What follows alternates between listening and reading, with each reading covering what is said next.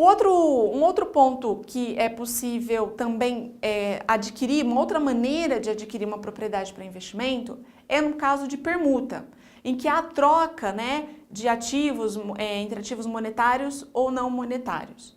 É importante para definir essa transação de permuta, essa transação de troca e a possibilidade de mensurar, então, uma PI adquirida via permuta a valor justo, se essa transação tiver uma característica comercial, né? O que significa isso? Se de fato essa transferência de ativos vai mudar a característica de fluxo, de geração de fluxos econômicos do ativo cedido para o ativo recebido.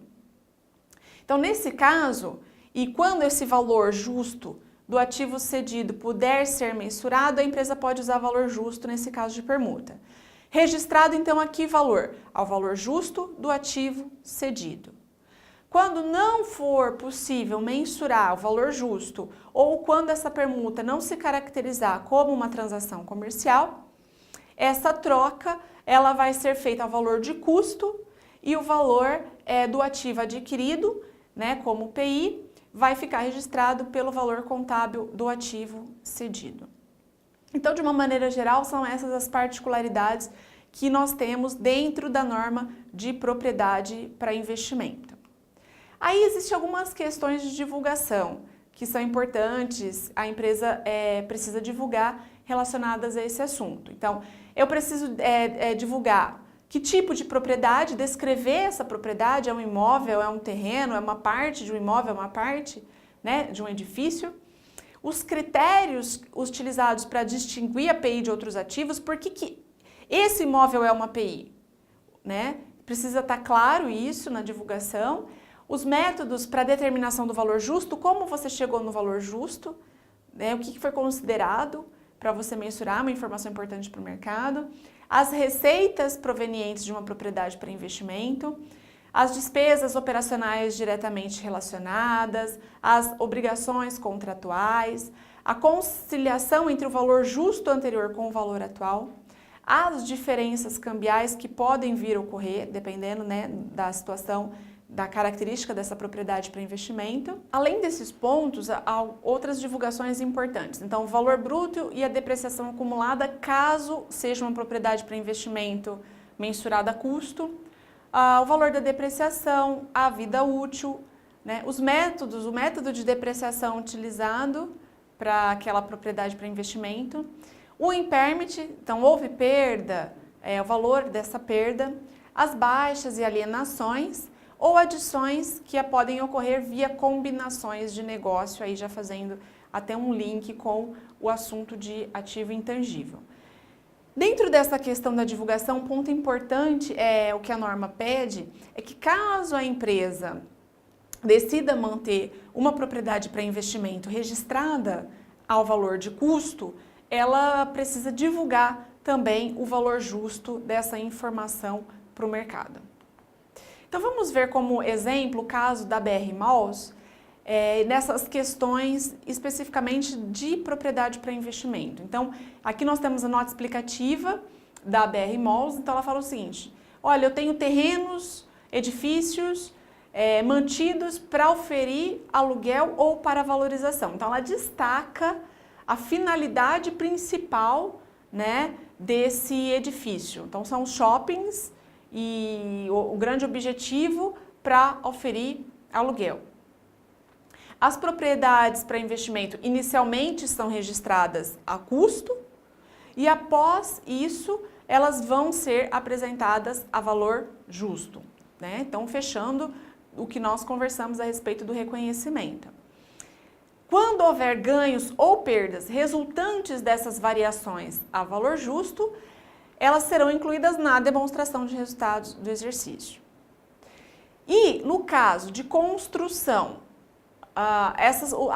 os imóveis ainda em construção, eles são reconhecidos pelo custo durante o processo de construção e assim que eles entrarem em operação ou quando a empresa conseguir mensurar com confiabilidade, ela passa a mensurá-los, portanto, a valor justo. ela destaca o seguinte: as propriedades para investimento, elas serão baixadas quando forem vendidas ou quando elas deixam de permanentemente serem utilizadas por não ter mais a capacidade de geração de benefícios econômicos para a companhia. A diferença entre o valor líquido obtido na venda e o valor contábil do ativo vai ser reconhecida na demonstração de resultados do período em que essa propriedade para investimento ela é baixada. Transferências vão ocorrer, lembra que nós vimos? Estoque que vira propriedade para investimento que passa a ser vendida, ou imobilizado que se torna propriedade para investimento. Então, essas transferências, elas serão feitas quando houver uma mudança característica no uso, na finalidade deste ativo. A questão dos custos de empréstimos, destacado nas notas da BR-Malls. Importante nós observarmos o seguinte: caso a empresa vá construir, como no caso dela, uma propriedade para investimento, e a parte de um material ou parte dessa construção, ou a construção como um todo, vai ser financiada, ela capta empréstimos, né? O valor específico desses empréstimos, eles podem também ser ativados ao valor do imóvel.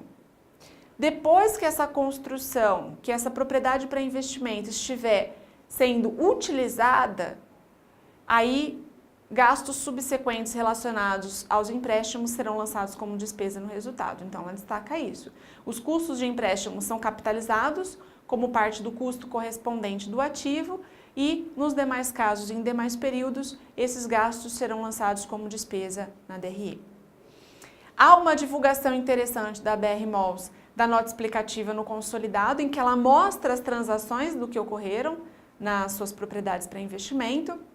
Então, ela destaca, né, o valor lá inicial em 2016, 17.265.000, tem as aquisições, o ajuste a valor justo de mais de 1.700.000, que tem que aparecer na DRE, depois vamos verificar se ela apresenta isso na DRE, as alienações e o valor final por 15 milhões. Então, para comparar, lá no balanço patrimonial, de fato, nós temos, então, os 15 milhões finais e os 17 milhões iniciais da linha de propriedade para investimento. Se observarmos nesse balanço da BR-Malls, é a conta mais representativa, porque é a finalidade principal, é o negócio principal dessa empresa, por isso uma preocupação, né, na divulgação, no que é divulgado sobre as propriedades para investimento.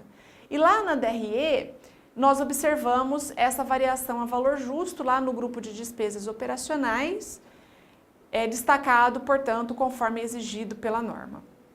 Se olharmos essa demonstração de resultados, vamos verificar que em 2017, né, o uso, a possibilidade de utilizar uma propriedade para investimento mensurada a valor justo, ela pode ser bastante interessante.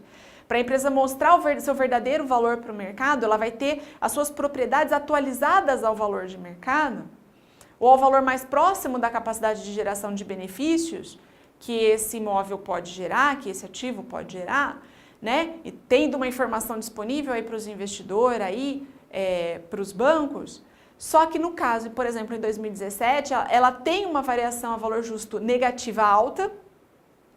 Isso puxa o resultado da BR-Malls, ela passa a apresentar um prejuízo no ano de 2017, né? E ela faz esse ajuste porque, de fato, ela fez uma revisão do valor justo, ela justifica em função do aumento da concorrência, então ela acaba tendo uma perda nos fluxos esperados de receitas dessas propriedades para investimento, e ela atualiza esse valor nas suas PIs, causando esse impacto aí nos seus resultados. Então, essa questão do uso do valor justo, essa possibilidade de deixar mais à mostra, né, o verdadeiro valor econômico financeiro da empresa, a gente percebe que ela pode ter um efeito interessante, chamar bastante atenção para o mercado, tanto o prospecto de perda quanto o prospecto de um ganho.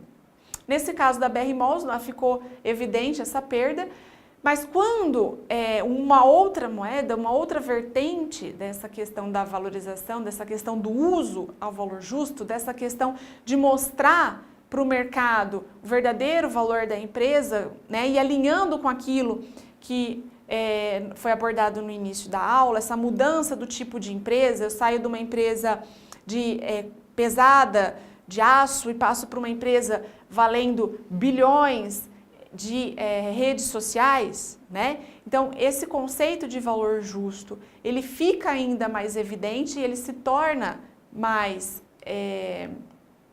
evidente quando a gente considera o segundo assunto, que é o tema de ativo intangível. Então, essa questão do valor justo, que ficou muito evidente na BR Malls, ela tem um link com o segundo assunto da aula, que é o assunto de ativo intangível e que mostra de maneira um pouco mais evidente a importância da consideração desse tipo de mensuração nos ativos da empresa. Então, entrando agora no ativo intangível, vamos verificar um pouquinho a questão do que o mercado pede, de como estão as questões de negócios para que a gente consiga entender a importância desse assunto que nós vamos abordar agora. Então, olha só, o intangível, ele tem diversas possibilidades, diversas maneiras da empresa ter um intangível, né? Diversas maneiras dela adquirir um intangível. Uma das formas e talvez um dos valores mais representativos desse grupo de contas, que é o intangível, seja aqueles provenientes dos processos de aquisições de empresa. Então, nós veremos nessa aula que quando uma empresa adquire outra empresa, ela pode reconhecer um intangível. E esse valor, ele pode ter uma representatividade muito maior do que o valor dos ativos e passivos, da empresa contábil atualizados a valor justo. Significa o quê? Que a empresa pode pagar muito mais pela outra empresa do que vale os seus ativos líquidos a valor justo. Esse tipo de operação, de aquisição, ele vem se tornando cada vez mais frequente na nossa economia, na movimentação econômica do nosso país. Então, pegando alguns dados aí da Anbima, da Associação Brasileira das Entidades dos Mercados Financeiros e de Capitais, para a gente entender uma proporção, tamanho do número que nós estamos falando, olha só, ela traz para a gente o valor monetário e o número de operações de M&A, que são as operações de fusões e aquisições de empresa, que dentro desse processo nós temos a possibilidade do reconhecimento de um intangível de valor expressivo. Lá no ano de 2015, foram em torno de 111 operações de fusões e aquisições, movimentando mais de 109 bilhões de reais naquele ano. Em 2016, esse valor aumenta para 179 bilhões. Em 2017, mais de 138 bilhões. E para comparar o ano de 2018, né, primeiro trimestre, com o equivalente ao primeiro trimestre de 2017, nós tivemos uma movimentação em 2017 de mais de 23 bilhões e o mesmo período em 2018, mais de 52 bilhões, ou seja, mais que o dobro. Então, olha o valor, perceba o valor das cifras, né? Mais de 179 bilhões de reais num processo de aquisição de empresas. Parte desse valor, em muitos casos, em muitos processos de aquisição que nós veremos nessa aula, refletem o valor de um intangível, quando adquirido no processo de combinação de negócios. Aí a gente para perceber, então eu tenho uma mudança, um tipo de negócio diferente, né? Então as empresas estão se movimentando. Como eu faço essa mensuração?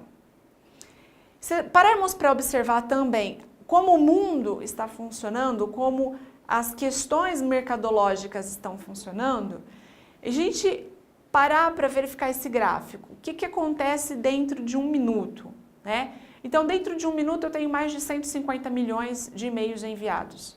Eu tenho mais de 20 milhões de mensagens compartilhadas, trocadas via WhatsApp. Eu tenho mais de 2 milhões de vídeos sendo assistidos pelo YouTube. Eu tenho mais de 2 milhões de pesquisas sendo feitas no Google. Isso mostra como o nosso mercado ele está mais dinâmico, ele está muito mais rápido. Então, aquelas mudanças da contabilidade, seguindo aquela evolução histórica de meio milênio, né, para a gente sair das partidas dobradas até a adoção das IFRS no Brasil, meio milênio, a gente já começa a perceber que essa mudança está se tornando, a exigência está se tornando cada vez mais rápida de mudança. Já foi possível perceber isso quando a gente viu a alteração dos tipos de negócio, de empresas pesadas para empresas de redes sociais. E agora, com esse dinamismo no mundo, né, são milhões de fotos sendo trocadas ao mesmo tempo, milhões de mensagens, acesso às informações de maneiras infinitas. Como mensurar esse dinamismo? Quanto vale essas empresas que lidam com essas questões tão virtuais, né? Então, a contabilidade agora, e muito atrelada a essa questão do intangível, passa a ter que ter uma reflexão sobre esses aspectos. Quanto vale essa operação? Quanto vale esse dinamismo? Quanto eu mensuro um tipo de empresa como esse? Então, essas questões, essa forma de pensar, essa forma de refletir a contabilidade, ela tem que estar sendo desenvolvida junto com o conceito de intangível.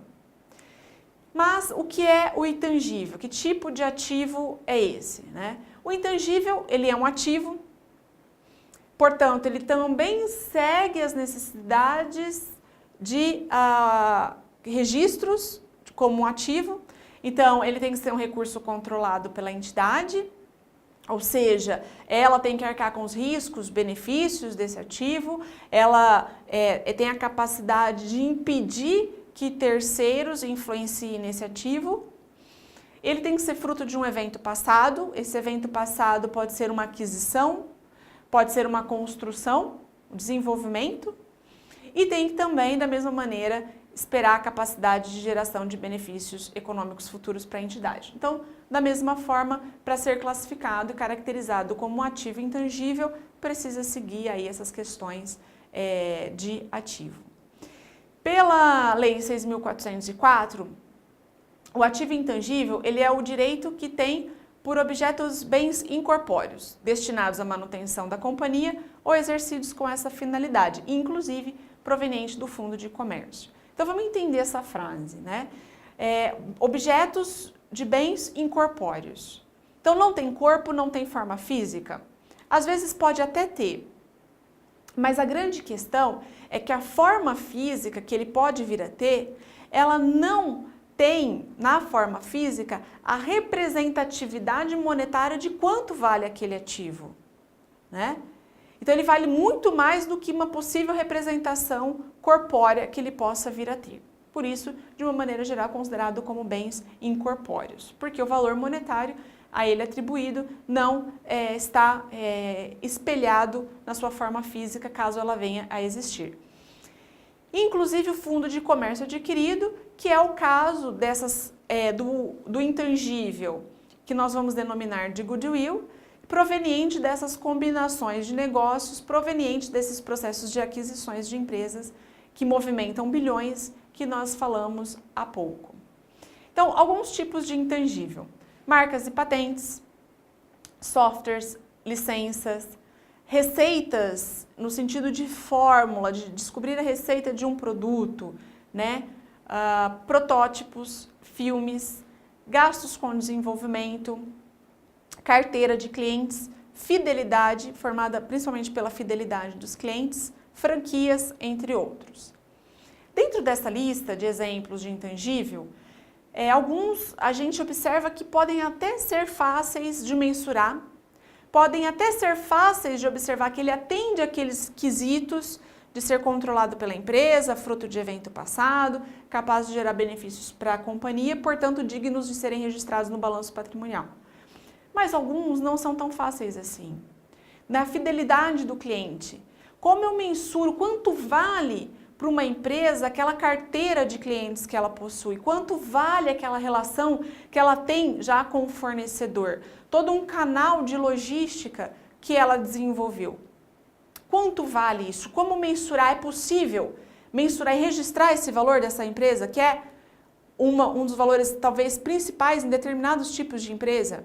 É possível fazer esse tipo de mensuração? É possível fazer esse tipo de registro?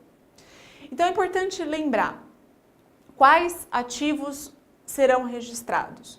Um ativo intangível ele vai poder ser registrado e vai aparecer no balanço patrimonial das empresas se ele atender aos critérios. Ser provável a geração de benefícios econômicos e que esses benefícios vão fluir para a companhia. Se ele puder ser identificado, separado e controlado pela empresa, então a empresa sabe que aquele é um intangível que ela adquiriu ou que ela desenvolveu e que está sob controle dela, e puder ser mensurado com confiabilidade. Então, esse fator, ser mensurado com confiabilidade, que a norma coloca hoje, nessa subjetividade, o que é essa confiabilidade? Saber exatamente quanto vale, é que pega muito dessas questões que nós temos nos tipos de negócio atualmente. Então, muitas vezes, uma empresa, o principal ativo dela é a carteira de clientes que ela tem. Mas qual medir esse valor? Quão confiável? Então, por causa disso, ele não aparece no balanço patrimonial da companhia, né? Então, o reconhecimento, a mensuração de um ativo intangível. Inicialmente, ele é reconhecido ao custo, né? E aqui, um exemplo sintético dessa questão de mensuração. Depois, vamos tratar das particularidades nos diversos tipos de aquisição, nos diversos tipos de obtenção de ativo intangível. Então, eu tenho um preço de aquisição e atribuo ele, somo a ele todos os gastos necessários para que esse intangível esteja sob controle da minha empresa em condições de uso. Então, por exemplo, honorários, impostos não recuperáveis, mão de obras, custos de testes, entre outros. Tá? Pensando aqui no intangível adquirido. Depois vamos ver a particularidade, um dos ativos mais trabalhosos um pouquinho, que é aquele desenvolvido internamente. Como é que fica nesse caso? Quando eu tenho um intangível adquirido, e aí então ele vai ser mensurado inicialmente a custos, atrelado a ele todos os gastos necessários para deixá-lo em condições de uso pela empresa, pode ser que a empresa também tenha os gastos subsequentes. E aí, os custos subsequentes atrelados a esse intangível, eles são um pouquinho mais complicados de observar. A regra é a mesma. Se for para uma manutenção esporádica, contínua, que nada interfere na capacidade de geração de benefícios daquele intangível, vai ser lançado como despesa. Por outro lado, se for uma grande reforma, uma grande reformulação no ativo intangível que a empresa possui, alterando a sua capacidade de geração de benefícios e sua vida útil, portanto, esse valor pode sim ser atribuído ao valor do ativo no balanço patrimonial. E também estão sujeitos aos testes de impairment todos os ativos intangíveis. Com relação às formas de obtenção desses ativos intangíveis, vamos abordar 5 aspectos. Nós temos os ativos intangíveis que podem ser adquiridos em separado, o ativo intangível adquirido via subvenção ou assistência governamental, o intangível adquirido via permuta, o gerado internamente e aquele adquirido via combinação de negócios. Então, cada um dessas 5 formas de obtenção do ativo intangível tem algumas particularidades que nós vamos abordar na sequência. O menos complicado, por assim dizer, entre todos esses 5, seria o ativo intangível adquirido em separado.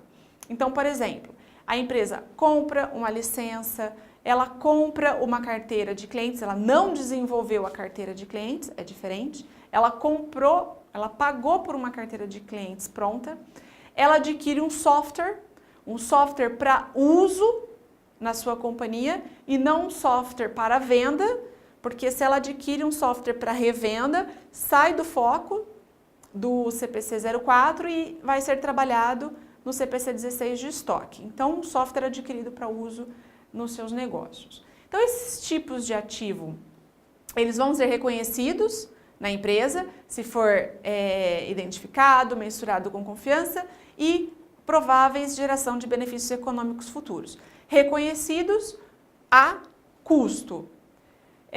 Podem sofrer amortização, vamos falar sobre isso um pouquinho na sequência, e passam também pelos testes de impairment.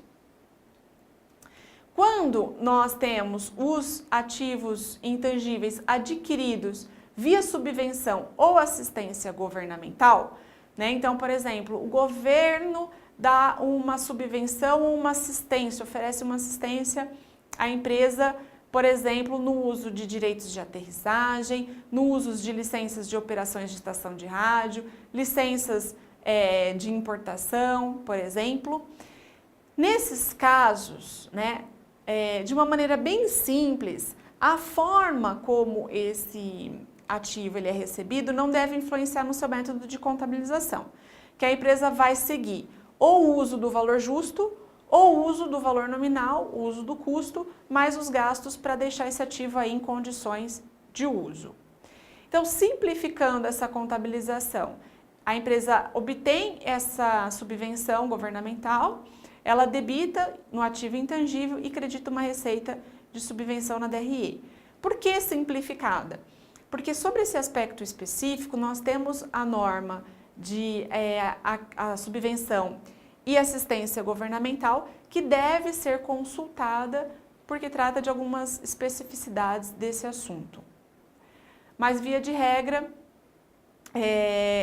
pode ser avaliado a valor justo ou pelo valor nominal. No caso de permuta de ativos, então também posso adquirir um ativo intangível via permuta. Da mesma maneira, eu preciso verificar se tem uma característica comercial nessa troca, né? Ou seja, essa troca vai afetar de alguma maneira os meus fluxos esperados de benefícios econômicos, né? Então, se isso acontecer, ok, esse ativo vai ser registrado, podendo utilizar o reconhecimento a valor justo. Caso não tenha essa natureza comercial, ou por acaso o valor justo não puder ser mensurado com confiança, o que pode ser comum, às vezes uma subvenção governamental, um ativo muito específico, eu não tenho mercado ativo para identificar o valor justo dele. É difícil eu estipular a geração possível de benefícios econômicos que ele pode me gerar para eu usar o método do desconto a valor presente, por exemplo. Então, como faz? Nesse caso, a empresa ela pode registrar pelo valor dos gastos necessários para deixar esse ativo em condições de uso, ou do custo do ativo cedido, adicionado os gastos para deixá-lo em condições de uso.